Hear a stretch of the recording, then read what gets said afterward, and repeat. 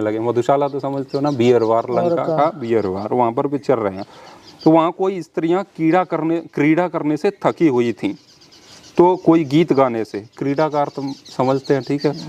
दूसरे नृत्य करके थक गई थीं, और कितनी ही स्त्रियां अधिक मद्यपान करके अचेत हो रही थीं। मद्य का सेवन स्त्रियां भी करती थीं लंका में, कुछ ऐसी स्त्रियां थी चेयर्स कर रहे हैं, ठीक है। वो सब करने के रति क्रीड़ा के बाद और मद्यपान के बाद, मतलब मदिरा पी लिया उन्होंने और रति क्रिया भोग करके, रति क्रिया का इसमें आगे भी लिखा है, ठीक है। तो वो सब, अब ये क्या है, ये वैश्यालय नहीं है तो क्या है, ठीक है। इसका प्रमाण, बहुत सी स्त्रियां ढोल, मृदंग और चेलिका नामक वाद्यों पर अपने अंगों को टेक कर सो गई थीं, तथा दूसरी महिलाएं अच्छे अच्छे बिछौनों पर सोई हुई थीं।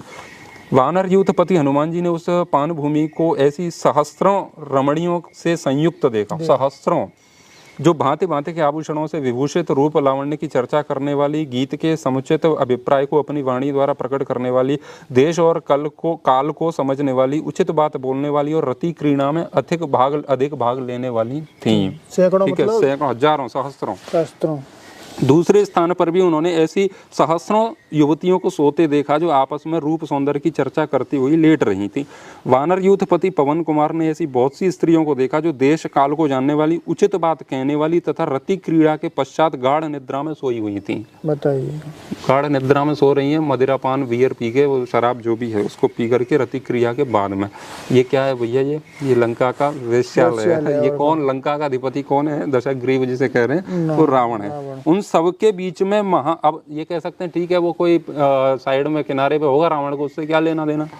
उसका अगला श्लोक है, वो कह रहा है, तासाम मध्य महाबाहु शुशुभे राक्षसेश्वर, तासाम मध्य, ठीक है। इसका हिंदी में देखेंगे तो कहेंगे कि उन सबके बीच में महाबाहु राक्षस राज रावण विशाल गौशाला में श्रेष्ठ गौओं के बीच सोए हुए सांड की भांति शोभा पा रहा है। जैसे गौशाला में कोई बहुत सारी गायें हैं तो उसमें एक सुंदर सा सांड ऐसे शोभायमान होता है ना, ऐसे रावण उनके बीच में पड़ा हुआ उस सांड की भांति शोभायमान हो रहा है।